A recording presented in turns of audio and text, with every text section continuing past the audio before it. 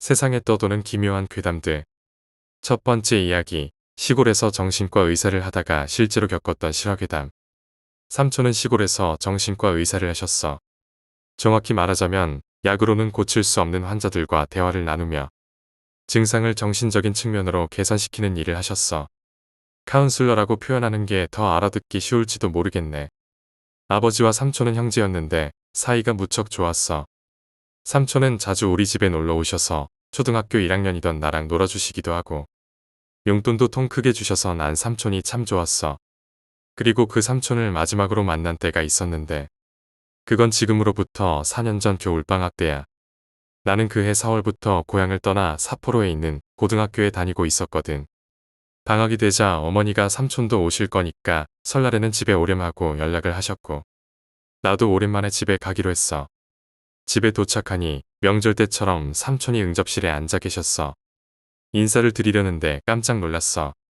내 기억 속 삼촌은 키도 크고 덩치도 큰 분이었는데 그날 삼촌은 아버지보다 더 말라 보였거든. 머리카락도 푸석푸석해져서 무슨 노숙자처럼 보였어.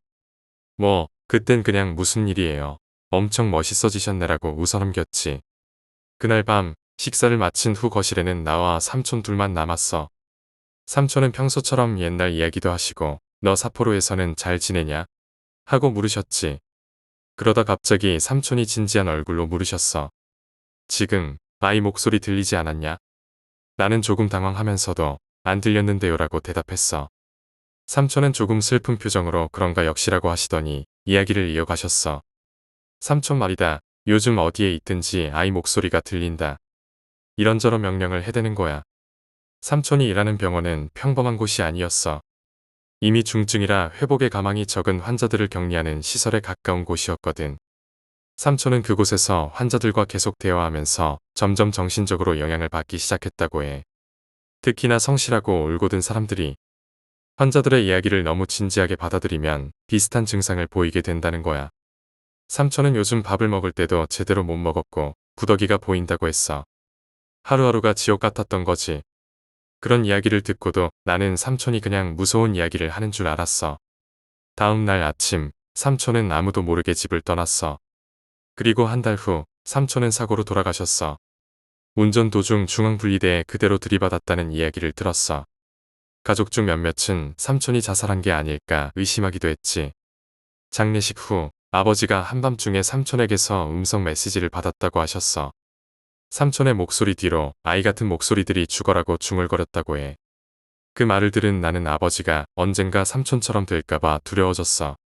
두 번째 이야기, 짧은 괴담들.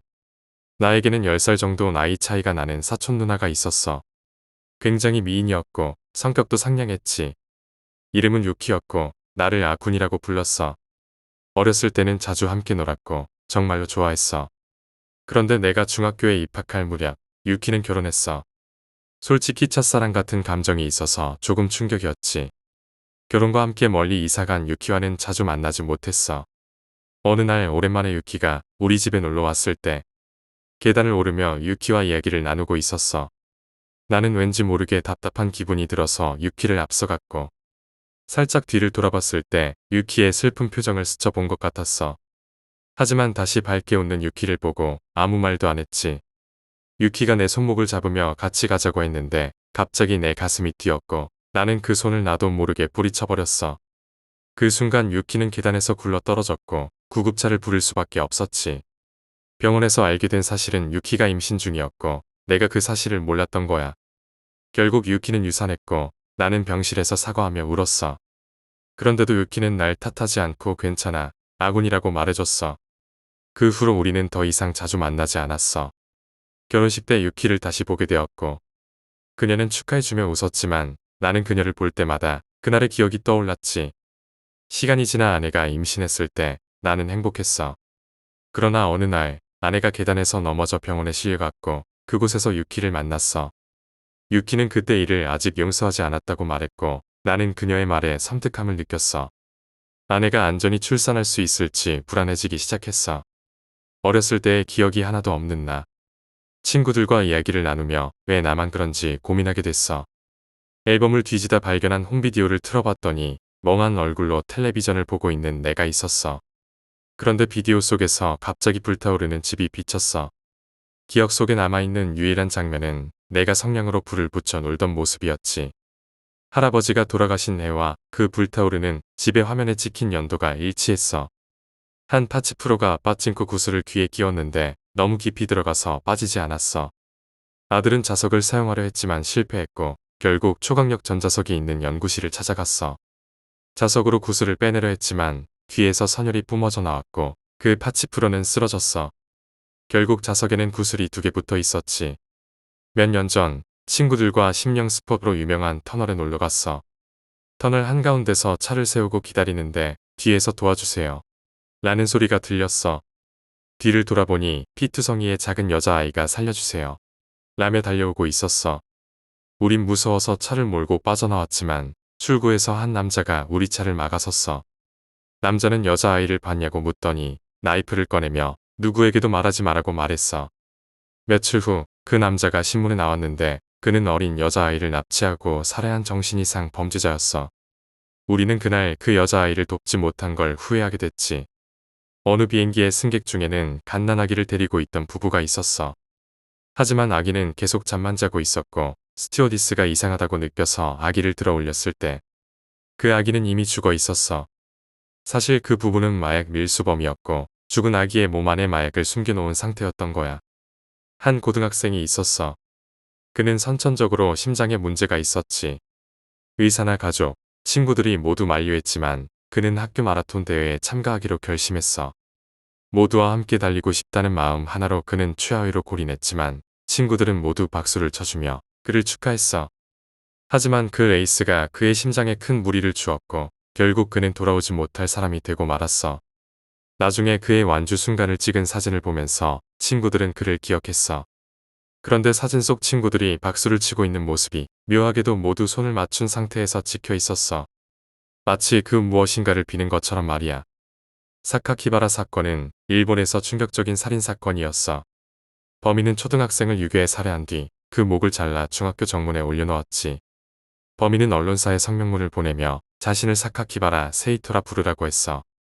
충격적인 사실은 체포된 범인이 14세의 중학생이었다는 거야. 우리 대학의 한 교수가 그 성명문을 분석했는데 원래 그 문장은 한 장이 아니고 더 무서운 내용이 담긴 뒷장이 있다는 거야. 교수는 그 문장을 보고 범인이 혼자가 아니었을 가능성도 있다고 추정했어. 어느 남자가 있었어. 그는 게으름을 피우며 매일 건성으로 살아갔지. 그의 부친은 아들이 열심히 살도록 유산 대신 한 편지와 열쇠만 남겼어. 아무리 노력해도 가망이 없을 때 이 열쇠로 문을 열어보거라는 내용이었지. 남자는 생활이 어려워져 결국 문을 열어봤는데 그곳에는 자살용 로프만이 있었어. 분노한 그는 더 열심히 살았지만 여전히 궁핍했고 결국 자살을 결심했어. 하지만 로프에 몸을 매자 천장이 무너졌고 그 위에서 아버지가 숨겨둔 재산이 쏟아져 나왔어.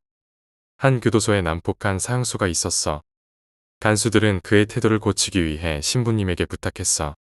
신부님은 성경 속에 작은 메모를 남겨 작전이 진행 중이다라는 말을 적었지.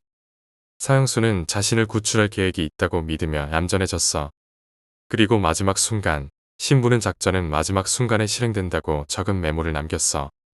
사형수는 그 메모를 믿으며 웃으며 전기의자에 앉았고 결국 사형이 집행되었어. 간수들이 신부님에게 어떻게 그렇게 사형수를 얌전하게 만들었냐고 물었을 때 신부님은 섬뜩하게 웃으며 희망을 주었다고 대답했지. 향수병이라는 단어의 유래는 무서운 사건에서 비롯됐어.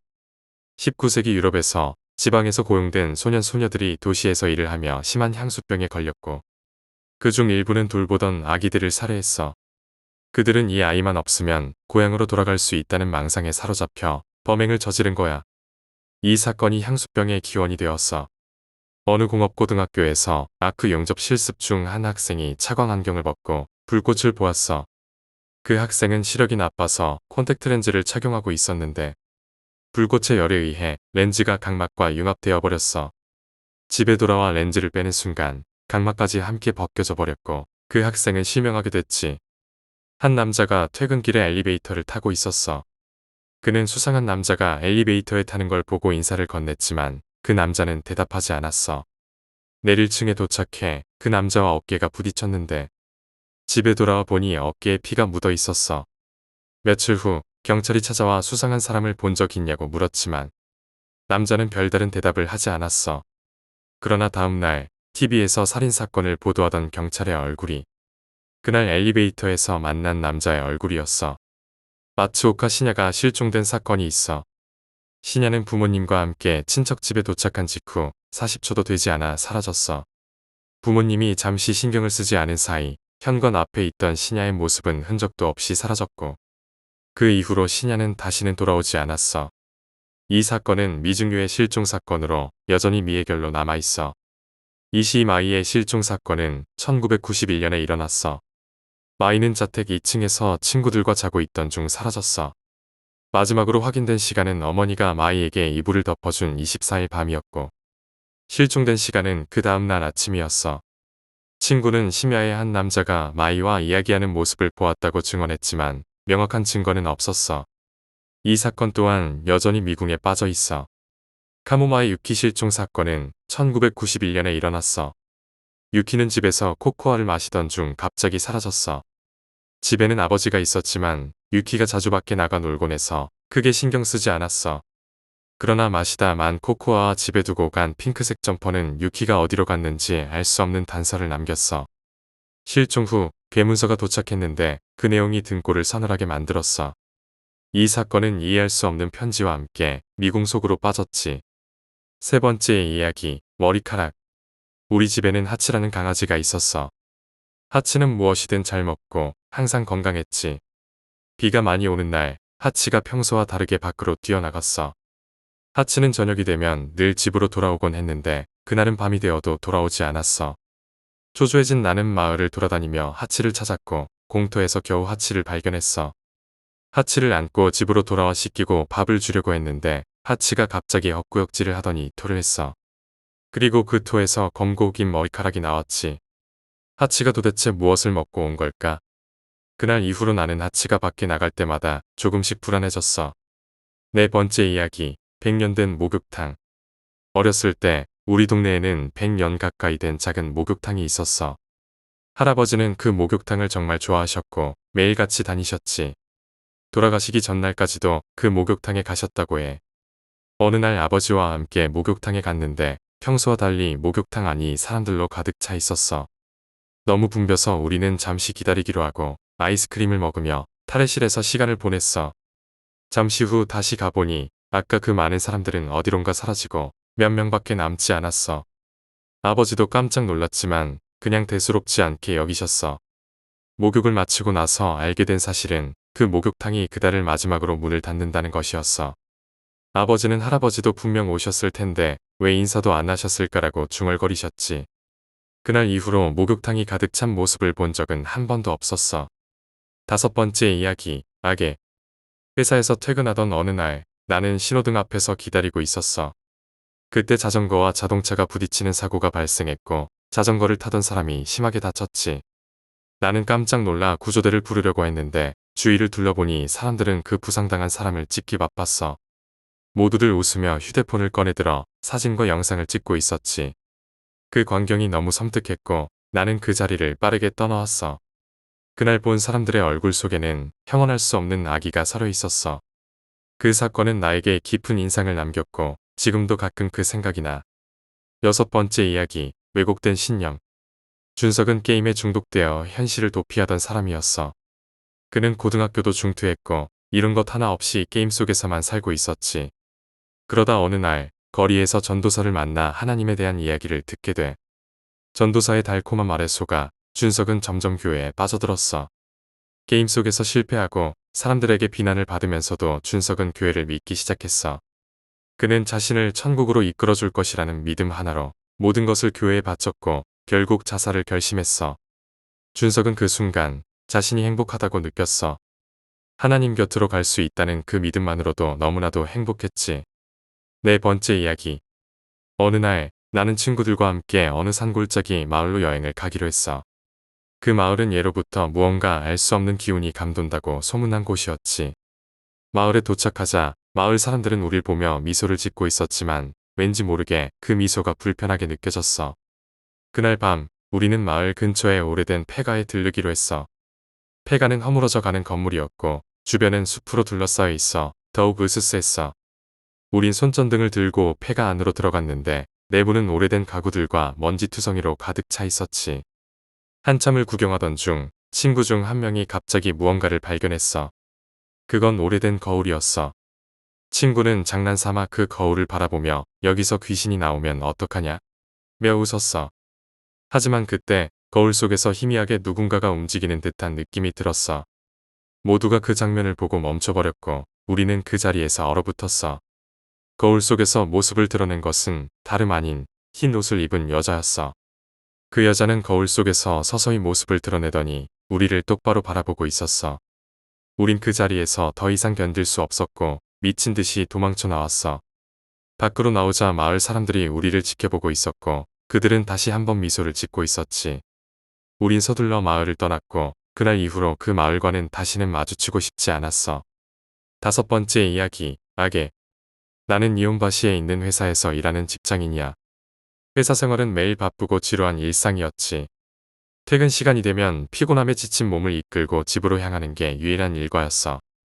이온바시는 퇴근하는 직장인들로 붐비는 지역이라 퇴근 시간인 저녁 8시경에는 거리마다 사람들이 가득 차 있었어. 그날도 여느 때처럼 회사에서 퇴근해 집으로 가는 길이었어. 나는 신호등 앞에서 빨간불이 바뀌기를 기다리고 있었지. 서서 신호를 기다리는데 갑자기 앞에서 자전거와 자동차가 빠른 속도로 충돌했어. 그 충돌은 너무 심했어. 자전거를 타고 있던 사람은 공중으로 튕겨나가더니 신호를 기다리던 사람들 쪽으로 강하게 내팽개쳐졌지. 그 사람이 바닥에 떨어지자마자 그의 얼굴과 머리에서 피가 철철 흘러나왔어.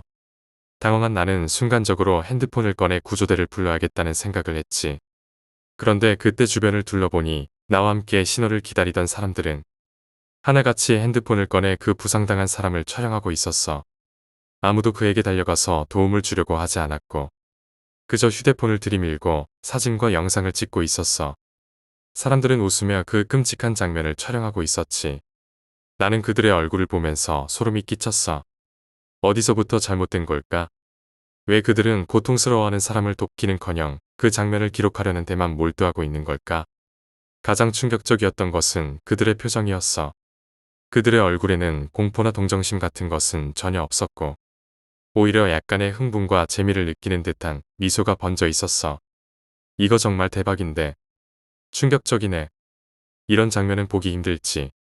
그들은 마치 그 끔찍한 사고를 보고 즐거워하는 것처럼 보였어.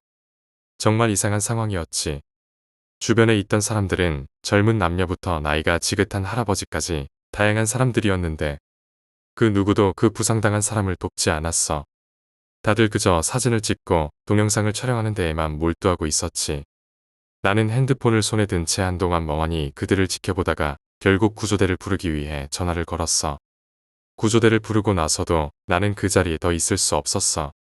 그 악의 어린 미소를 지으며 카메라를 들이대는 사람들 사이에 서 있는 것이 너무 불편하고 섬뜩했어. 그곳에 더 머물다가는 나도 그들과 비슷한 감정을 느끼게 될까봐 두려웠지. 나는 서둘러 그 자리를 떠났어. 집에 돌아와서도 그날의 광경이 머릿속에서 떠나지 않았어. 그들이 왜 그렇게 행동했는지 도무지 이해할 수 없었어. 물론 휴대폰 카메라는 일상에서 흔히 사용하는 도구가 되었고 어디서든 쉽게 촬영할 수 있게 되었지. 하지만 그런 상황에서 그들이 취한 행동은 인간적이지 않았어. 피투성이가 된 사람을 보며 웃고 그 장면을 찍기 위해 몰려든 사람들 속에서 나는 깊은 소름을 느꼈어. 다음 날 출근하면서도 그 생각이 머릿속을 떠나지 않았어. 니온바시의 거리에서 마주친 그 광경은 단순한 사고 이상의 의미를 담고 있는 것 같았어. 혹시 우리 사회가 점점 더 무감각해지고 타인의 고통에 무관심해지는 방향으로 변해가고 있는 건 아닐까? 사람들은 이제 고통스러운 장면을 그저 한낱 오락거리로 여기고 있는 걸까? SNS에서 충격적인 영상과 사진들이 공유되고 사람들은 그것을 보며 좋아요를 누르고 댓글을 다는 게 일상이 되었잖아. 그날의 사고 장면도 아마 그들 중 누군가는 인터넷에 올렸을 거야. 그리고 그 영상을 본 사람들이 또다시 그것을 보고 즐거워했겠지. 며칠 후 우연히 SNS에서 그 사고 현장을 찍은 영상을 보게 되었어. 수많은 사람들이 그 영상을 공유하며 댓글을 남기고 있었지. 하지만 그 누구도 그 영상을 보며 부상당한 사람을 걱정하는 말은 하지 않았어. 그저 그 장면 자체를 자극적인 콘텐츠로 소비하고 있었을 뿐이었어. 나는 그 영상을 보면서 다시 한번 깊은 무력감을 느꼈어. 도대체 우리는 언제부터 이렇게 변해버린 걸까? 어쩌면 이런 현상은 앞으로 더 심해질지도 모르겠다는 생각이 들었어. 사람들은 점점 더 자극적인 것을 원하게 되고 더 큰 충격을 찾아다니겠지. 그날 이후로 나는 사람들 속에서 종종 그 악의 어린 미소를 떠올리곤 해. 바쁜 일상 속에서 서로를 무시하고 타인의 고통을 외면하며 살아가는 우리들. 우리는 결국 무엇을 잃어가고 있는 걸까? 그날 그 거리에서 마주친 그들의 모습이 어쩌면 우리 사회가 서서히 잃어가고 있는 인간성을 보여준 건 아닐까 싶어. 나는 그저 한 명의 직장인일 뿐이지만 그런 생각이 들 때마다 마음 한구석이 씁쓸해져. 내가 겪은 이 경험은 단순한 사고의 목격이 아니었어. 그건 인간의 본성이 어떻게 변해가고 있는지를 보여준 작은 단면이었지. 사람들은 이제 더 이상 타인의 고통을 자신의 일처럼 여기지 않아. 대신 그것을 기록하고 공유하며 소비하는 데에만 몰두하고 있어. 그 속에서 우리는 점점 더 감정이 메말라가고 있는 것 같아. 사건이 있고 나서 몇 주 후 나는 다시 그 사고가 있었던 거리로 가게 되었어. 거기서 나는 다시 한번 사람들이 신호를 기다리는 모습을 보았지. 그때 그곳에 있던 사람들은 모두 다른 사람이었겠지만 그들이 어떤 상황에서 어떤 행동을 할지 상상하게 됐어. 혹시 그들은 또다시 누군가의 고통을 기록하기 위해 핸드폰을 꺼내들지 않을까? 나는 그곳을 지나며 한참 동안 생각에 잠겼어. 그리고 다시는 그날의 악의 어린 미소를 떠올리고 싶지 않다고 다짐했지. 하지만 그 기억은 쉽게 사라지지 않을 것 같아. 나는 여전히 그날의 사건과 그 미소를 잊을 수 없어. 그것은 단순한 사고가 아니었어. 그것은 우리 사회의 무감각과 악의가 드러난 순간이었지. 그날의 경험은 나에게 깊은 인상을 남겼고 나는 그 경험을 통해 우리의 사회가 어디로 향하고 있는지에 대해 생각하게 되었어. 그리고 앞으로도 나는 그날의 광경을 떠올리며 우리 사회가 다시 인간성을 되찾을 수 있기를 바랄 거야. 여섯 번째 이야기, 왜곡된 신념. 준석은 어릴 때부터 게임에 깊이 빠져 있었어. 게임은 그의 일상이자 전부였지. 학교에서 왕따를 당하던 준석에게 게임은 유일한 도피처였어. 현실에서는 아무것도 제대로 풀리지 않았지만 게임 속에서는 누구보다 강력했고 그곳에서만큼은 누구나 그를 인정해 주었어. 처음엔 단순히 재미로 시작한 게임이었지만 시간이 지날수록 게임 속에서 보내는 시간이 점점 늘어났지. 현실은 준석에게 너무나도 냉정했어. 그는 고등학교를 중퇴했고 이후로는 특별히 하는 일 없이 하루 종일 집에 틀어박혀 게임만 하게 되었어. 가족들은 그런 준석을 한심하게 바라보았지만 그럴수록 그는 더더욱 게임에 몰두하게 되었지. 게임 속에서 준석은 길마로 불렸어. 그가 운영하는 길드는 랭킹 1위를 자랑했고 그의 스탯은 누구도 넘볼 수 없는 수준이었어. 길드원들은 모두 준석을 존경했고 그는 마치 왕처럼 군림하며 길드를 이끌었지. 하지만 현실은 달랐어. 준석은 나이 33이었고 그가 가진 건 오직 게임 속의 성취뿐이었어. 취직도 하지 않았고 자격증도 없었으며 그저 집에서 게임을 하는 것이 그의 삶의 전부였지. 그런 그에게 사회는 냉혹했고 가족들은 준석을 점점 더 외면했어.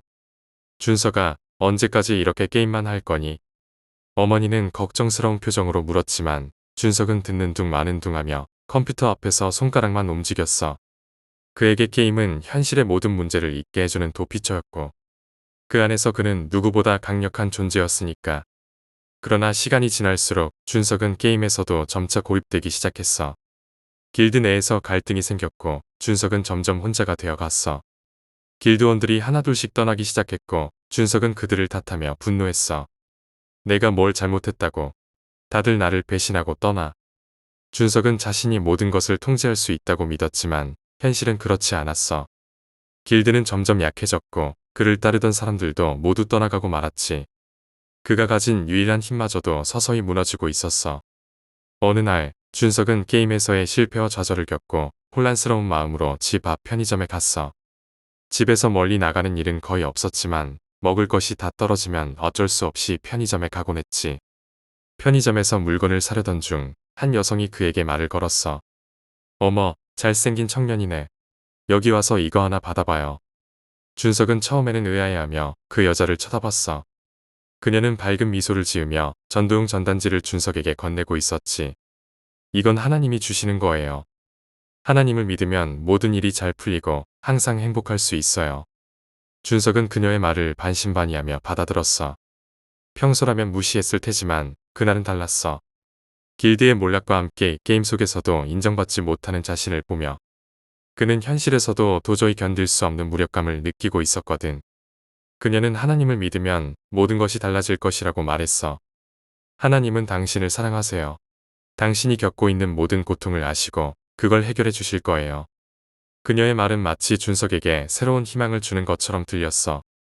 그는 현실에서의 실패와 고립 속에서 새로운 무언가를 찾고 있었던 거지. 그날 이후로 준석은 그 여성이 말한 교회를 찾아갔어. 작고 소박한 교회였지만 그곳 사람들은 모두 준석을 환영했어. 교회 사람들은 준석을 마치 오래전부터 알고 지낸 사람처럼 따뜻하게 대해줬고 그들에게서 느껴지는 친절함은 준석에게 큰 위로가 되었어. 준석 형제님, 이곳에 오신 걸 환영해요. 하나님이 당신을 이끌어 주신 거예요. 교회의 신자들은 준석에게 그가 얼마나 특별한 존재인지를 끊임없이 말해주었지. 그는 마치 새로운 세계에 발을 들인 것 같은 기분이었어. 게임 속에서는 더 이상 그를 인정해주는 사람이 없었지만 이곳에서는 그를 따뜻하게 맞아주는 사람들이 있었으니까. 시간이 흐를수록 준석은 교회에 점점 더 깊이 빠져들었어. 매주 일요일이 되면 그는 빠지지 않고 예배에 참석했고 교회의 모든 행사에 참여하기 시작했지. 그는 더 이상 게임에 매달리지 않았어. 이제 그의 삶의 중심은 하나님이었고 교회였어. 그는 하나님을 믿고 나서부터 모든 것이 잘 풀릴 것이라고 믿었어. 하나님은 나를 구원해 주실 거야. 나를 이 현실의 고통에서 벗어나게 해주실 거야. 그는 그렇게 자신을 세뇌시키듯 매일같이 하나님을 찾았어. 하지만 준석의 가족들은 그의 변화를 걱정했어. 준석아, 요즘 교회에 너무 빠져 있는 것 같아. 좀 더 현실을 돌아보면 안 되겠니? 동생은 준석을 걱정스러운 눈으로 바라보며 말했지만 준석은 동생의 말을 듣지 않았어. 너는 몰라. 하나님만이 나를 구원해 줄 수 있어. 이 세상에서 진정한 행복을 얻으려면 하나님을 믿어야 해. 준석은 동생의 말을 무시했고 오히려 가족들에게 하나님을 믿으라고 강요하기 시작했어. 너희들도 하나님을 믿어야 해. 그래야 진정한 구원을 받을 수 있어. 가족들은 준석의 변화에 당혹스러워했지만 그를 말릴 수는 없었어. 점점 더 준석은 자신의 모든 것을 교회에 바치기 시작했어. 그는 게임 아이템을 팔아서 번 돈도 모두 교회에 헌금으로 냈고 심지어는 집안의 돈까지 몰래 가져다 교회에 바쳤어. 형, 이거 정말 잘못된 거야. 제발 정신 차려. 동생은 화를 내며 준석을 말렸지만 그는 동생을 향해 손가락질하며 소리쳤어. 넌 아직도 모르고 있어. 이 세상이 끝나면 하나님이 널 구원해 주실 거야. 우리 모두 천국으로 갈 수 있어. 준석은 점점 더 깊이 빠져들었고 마침내 그가 선택한 것은 스스로 목숨을 끊는 것이었어. 그는 자신이 자살을 하면 하나님 곁으로 갈 수 있다고 확신했어. 이제 나는 진정한 행복을 찾을 수 있을 거야. 하나님 곁에서 영원히 평화롭게 살 수 있을 거야. 그는 그렇게 마지막 순간에도 미소를 지으며 목을 메었지. 준석은 그 순간 자신이 정말로 구원을 받았다고 믿었을지도 몰라. 그의 자살 소식은 가족들에게 큰 충격을 주었어. 특히 동생은 큰 죄책감에 시달렸지. 형을 내가 더 잘 돌봤어야 했는데 왜 그렇게까지 됐을까? 가족들은 준석의 행동을 이해할 수 없었고 그가 왜 그렇게 극단적인 선택을 했는지 끝내 알지 못했어. 그저 준석이 교회에 빠져들면서 모든 것을 잃고 결국 스스로 목숨을 끊었다는 사실만이 남았지. 준석은 자신이 행복을 찾았다고 믿었지만 그가 남긴 것은 고통과 절망뿐이었어. 그는 왜곡된 신념에 사로잡혀 현실을 외면했고 그 결과는 너무나 비극적이었어. 준석은 자신을 구원해 줄 거라 믿었던 신앙 속에서 오히려 자신의 삶을 망가뜨리고 말았지. 그가 끝까지 붙들고 있었던 믿음은 결국 그를 파멸로 이끌었어. 준석의 가족들은 그의 자살을 이해할 수 없었어. 아버지는 말없이 눈물을 흘렸고 어머니는 그저 멍하니 하늘을 바라볼 뿐이었지. 동생은 형의 방을 정리하다가 형이 남긴 교회의 전단지와 성경책을 발견했어. 그것들을 보면서 동생은 분노와 슬픔이 동시에 치밀어 올랐지. 준석이 마지막으로 남긴 흔적들은 그가 교회에 얼마나 깊이 빠져 있었는지를 보여주고 있었어. 왜 형은 이렇게까지 된 걸까? 동생은 혼잣말을 하며 성경책을 덮었어. 형이 왜 그렇게 극단적인 선택을 했는지 끝내 알 수 없었지만 분명한 것은 그가 진정한 구원을 찾지 못했다는 거였지. 준석의 장례식은 조용히 치러졌어. 가족들 외에는 그를 기억하는 사람이 많지 않았어. 게임 속에서는 많은 사람들이 준석을 알았지만 현실에서는 그를 기억해주는 사람이 거의 없었지. 장례식에서 동생은 형의 유품을 보며 눈물을 흘렸어. 형은 정말로 행복했을까? 그는 끝내 형의 마지막 선택을 이해할 수 없었어. 그 후로도 동생은 형의 죽음에 대한 생각을 떨쳐낼 수 없었어. 준석이 마지막에 했던 말들이 떠올랐고 그가 얼마나 왜곡된 신념 속에서 고통받고 있었는지 깨닫게 되었지. 하지만 이미 모든 것이 늦었어. 준석은 더 이상 돌아올 수 없었고 그의 신념은 그를 영원히 떠나보냈어. 준석이 남긴 마지막 메시지는 결국 우리 사회가 안고 있는 문제를 상징하는 것 같았어. 그는 게임 속에서 도피했고 현실 속에서 자신을 잃었으며 결국 왜곡된 신념에 의해 파멸하고 말았지. 그에게 필요한 것은 진정한 구원이었지만 그가 선택한 길은 결국 그를 죽음으로 이끌었어. 시간이 지나도 준석의 가족들은 그를 잊지 못했어. 동생은 가끔 형의 방에 들어가 형이 남긴 유품을 바라보며 형이 왜 그렇게까지 고통스러웠는지 생각했지. 그 방에는 여전히 형의 흔적들이 남아 있었어. 컴퓨터 앞에는 준석이 마지막으로 했던 게임이 켜져 있었고 벽에는 교회의 전단지가 붙어 있었어.